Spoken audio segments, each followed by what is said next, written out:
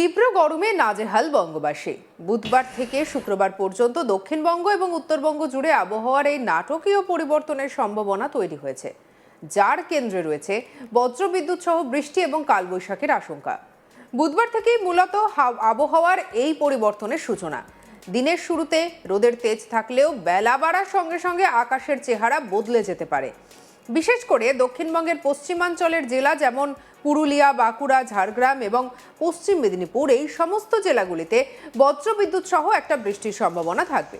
আর অন্যদিকে যেটা জানা যাচ্ছে যে শুধুমাত্র পশ্চিমাঞ্চলেই নয়, দক্ষিণবঙ্গের প্রায় সমস্ত জেলাতেই বিক্ষিপ্তভাবে বৃষ্টির সম্ভাবনা রয়েছে। কোথাও হালকা, কোথাও মাঝারি, আবার কোথাও শুধু মেঘ করে থাকা। এই রকম বিচিত্র আবহাওয়া তৈরি হতে পারে। আগামী 24 ঘন্টার মধ্যে উত্তর 24 পরগনা এবং দক্ষিণ 24 পরগনার দু একটি জায়গায় বজ্রবিদ্যুৎ সহ সামান্য বৃষ্টির সম্ভাবনা থাকলেও তা খুব বিস্তৃত হবে না। বৃহস্পতিবার এবং শুক্রবার এই দুদিন আবহাওয়ার অস্থিরতা আরও বাড়তে পারে। দক্ষিণবঙ্গের একাধিক জেলায় তখন ঝড় বৃষ্টির প্রভাব বেশি করে দেখা যাবে। পুরুলিয়া, বাঁকুড়া, পশ্চিম মেদিনীপুর, ঝাড়গ্রাম ছাড়াও পূর্ব বর্ধমান, পশ্চিম বর্ধমান, বীরভূম এবং মুর্শিদাবাদ, এই বিস্তীর্ণ এলাকা জুড়ে বজ্রবিদ্যুৎ সহ বৃষ্টি হতে পারে। আর এই সময় দমকা ঝোড়ো হাওয়ার গতিবেগ 40 থেকে 50 কিলোমিটার প্রতি ঘন্টা পর্যন্ত পৌঁছতে পারে, যা গাছপালা, ফসল কিংবা অস্থায়ী নির্মাণের জন্য অনেকটা ঝুঁকির মধ্যে ফেলতে পারে। এই ঝড় বৃষ্টির সঙ্গে থাকবে বজ্রবিদ্যুতের আশঙ্কা, যা এই সময় অন্যতম বড় বিপদের কারণ হয়ে দাঁড়াতে পারে।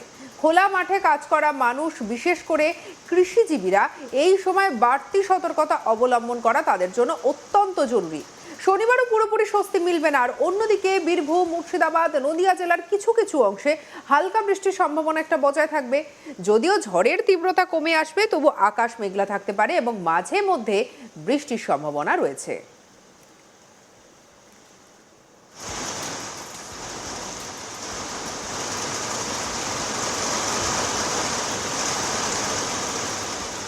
তবে একটা গুরুত্বপূর্ণ বিষয় হলো, এই বৃষ্টি গরম এবং সম্পূর্ণ গরম থেকে কিন্তু সম্পূর্ণভাবে মুক্তি দেবে না, বরং আবহাওয়া আরো বেশি অস্বস্তিকর হয়ে উঠতে পারে। কি বলছেন আবহাওয়াবিদ, শুনবো।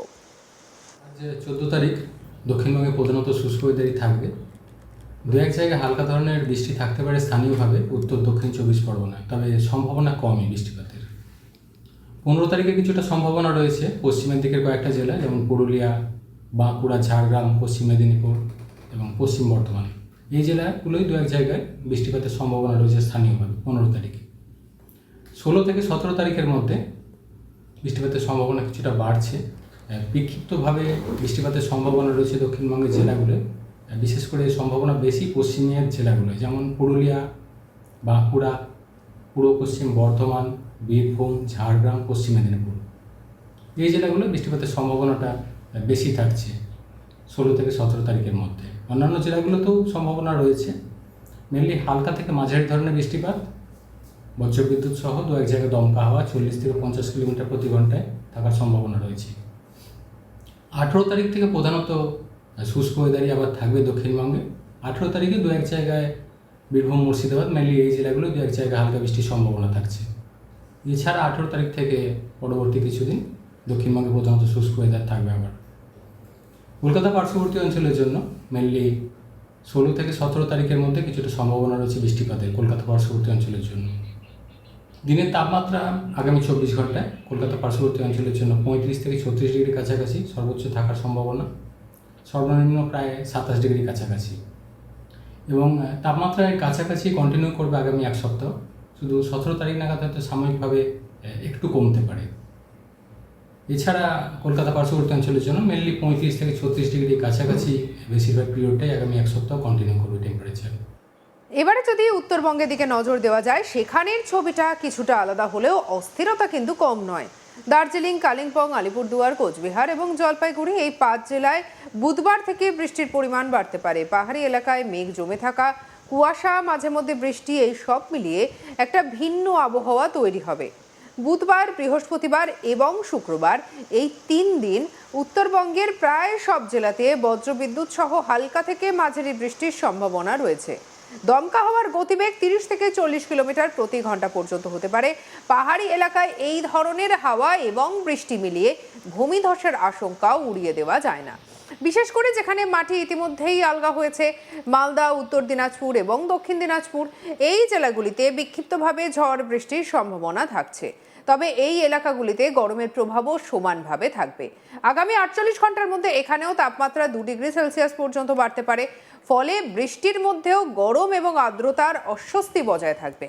মালদা এবং দক্ষিণ দিনাজপুরের কিছু এলাকায় বিশেষ করে ভ্যাপসা গরমের পরিস্থিতি তৈরি হতে পারে, যা মানুষের দৈনন্দিন কার্যক্ষমতাকে অনেকটা কমিয়ে দিতে পারে এবং দিনের বেলার গরম আর বিকেল বেলার ঝড় বৃষ্টি এই ধরনের আবহাওয়া শরীরের উপরে একটা কুপ্রভাব ফেলতে পারে। কি বলছেন আবহাওয়াবিদার, শোনাবো আপনাদের। উত্তরবঙ্গের জন্য মেনলি উত্তরের জেলাগুলো অর্থাৎ দার্জিলিং, কালিম্পং, জলপাইগুড়ি, কোচবিহার, আলিপুরদুয়ার এই জেলাগুলো দু এক জায়গায় বৃষ্টিপাতের সম্ভাবনা রয়েছে। আজকের দিনটা 14 তারিখ। 15 তারিখ থেকে উত্তরবঙ্গের উত্তরের জেলাগুলোয় কিছুটা সম্ভাবনা বাড়ছে। বিক্ষিপ্তভাবে বৃষ্টিপাতের সম্ভাবনা থাকবে 15 তারিখ থেকে পরবর্তী কিছুদিন। উত্তরের 5টা জেলা অর্থাৎ দার্জিলিং, কালিম্পং, জলপাইগুড়ি, কোচবিহার, আলিপুরদুয়ার এই জেলাগুলোয়। এছাড়া মালদা, 2 দিনাজপুরেও কিছুটা সম্ভাবনা থাকছে 15 থেকে 18 তারিখের মধ্যে স্থানীয়ভাবে বৃষ্টিপাতের। স্বস্তি। হ্যাঁ, আগামীকাল অর্থাৎ 15 তারিখ দক্ষিণবঙ্গের পশ্চিমের জেলাগুলো যেমন পুরুলিয়া, বাঁকুড়া, ঝাড়গ্রাম, পশ্চিম মেদিনীপুর, পশ্চিম বর্ধমান এই জেলাগুলোয় দু এক জায়গায় স্থানীয়ভাবে বৃষ্টিপাতের সম্ভাবনা রয়েছে। তবে তাপমাত্রা বেশির দিকেই থাকবে। গরম অস্বস্তিকর ওয়েদার কন্ডিশন অনেক জায়গাতেই কন্টিনিউ করবে দক্ষিণবঙ্গের জেলাগুলিতে আগামীকাল। আর্দ্রতাও বেশি রয়েছে, ফলে বিশেষ করে দিনের বেলাটায় গরম অস্বস্তিকর ওয়েদার থাকবে। এই বৃষ্টিপাতের কারণটা কি? যে বৃষ্টিপাতের কথা বলা হচ্ছে মেনলি 15 তারিখে যেটা বলা হচ্ছে মেনলি স্থানীয়ভাবে জলীয় বাষ্পের প্রবেশ বেশি রয়েছে এবং সেই সাথে 16 থেকে 17 তারিখের মধ্যে মেনলি বৃষ্টিপাতের সম্ভাবনা বাড়ছে দক্ষিণবঙ্গে। প্রধানত বিক্ষিপ্তভাবে বৃষ্টিপাত সম্ভাবনা বেশি পশ্চিমের জেলাগুলি। মেনলি জলীয় বাষ্পের প্রবেশ এই সময় বেশি থাকবে দক্ষিণবঙ্গের জন্য এবং সেই সাথে একটা নিম্নচাপ অক্ষরেখা বা ঘূর্ণাবর্ত দক্ষিণবঙ্গ বা পার্শ্ববর্তী অঞ্চলের কাছাকাছি তৈরি হওয়ার সম্ভাবনা রয়েছে। কবে নাগাদ? এটা 16 থেকে 17 তারিখের মধ্যে যেটা সম্ভাবনা বেশি। অলরেডি আজকেও রয়েছে একটা ঘূর্ণাবর্ত রয়েছে, কিন্তু এটার প্রভাব খুব বেশি আজকে থাকবে না। পরবর্তী সময় যেটা 16 থেকে 17 তারিখের মধ্যে সম্ভাবনাটা বাড়ছে। অর্থাৎ বোঝাই যাচ্ছে যে আবহাওয়ার এই খামখেয়ালিপনা একেবারে কিন্তু ভোগাতে শুরু করেছে।